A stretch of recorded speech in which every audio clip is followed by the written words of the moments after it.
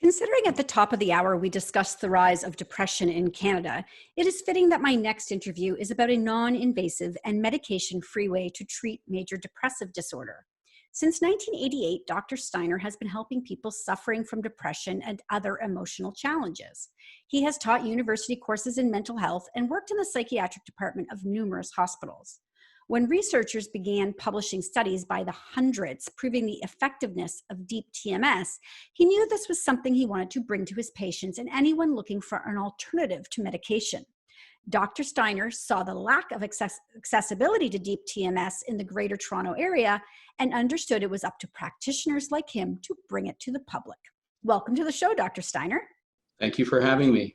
So I am very excited to hear about TMS because I've heard about this before, but for my audience, I'm going to let you tell them all about it. Okay, thank you so much. I never miss an opportunity to clear up a misunderstanding that many people have about depression and anxiety and mental illness. And that misunderstanding is held by patients who give themselves a very hard time and often feel overwhelmed by guilt. And that misunderstanding is also shared by loved ones who are trying to help and get continuously frustrated. So there's two parts of the brain. There's the logical part in the front here, that's the part that thinks. And then there's the emotional part back here, that's the part that feels. Picture a ballroom dance, if you will. There is a lead and there is a follow, right? The lead is the one that thinks of the steps and executes them. And the follow is the kind of contributes the passion and the emotion. They need to be connected and in sync for the dance to follow well.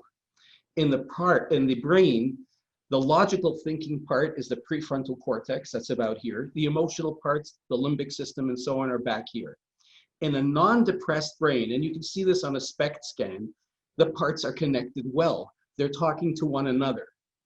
Let's go back to the ballroom for a second. Imagine they're dancing beautifully, and all of a sudden there's this horrible feedback noise that's really loud, and it's overwhelming, and they get shocked, and the lead lets go of the follow. What happens?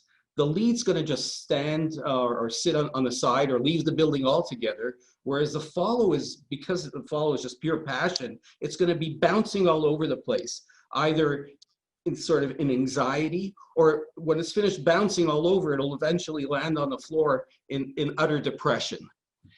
And they're too frightened to engage again in this dance, and they need help. So in the brain, and you can see this on the imaging studies, the frontal part and the emotional part, they're just not talking, they're not lit up, and they're in fright.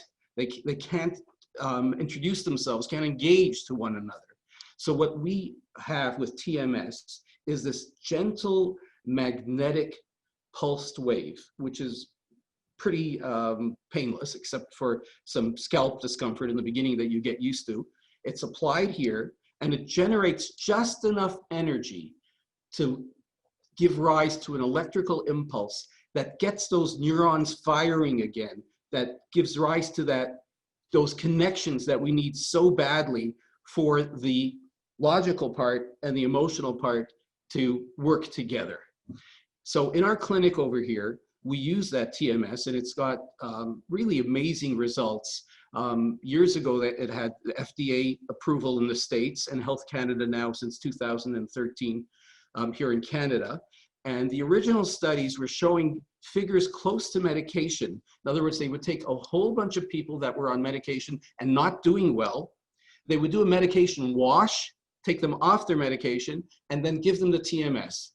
Over 32% went into remission with the TMS. So that's close to medication, but that's not the real world. In the real world, the figures are even better, because if you leave them on their medication and you give them the head start, we're seeing in the latest study of over 1,000 patients, up to 72% of people with depression are feeling much better. Wow, that's incredible.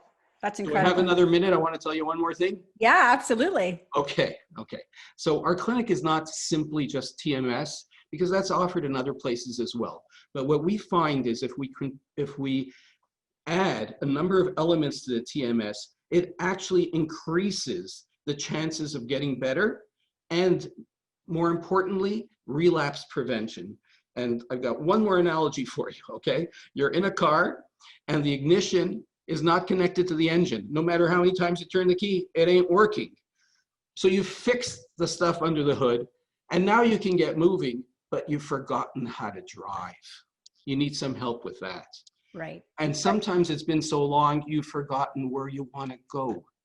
So that's why we add what's called behavioral activation to get the person used to the dance again, and also positive psychology to help them remember what's important to them, their priorities, reach down into their soul, if you will, to get them back on the road and to keep going.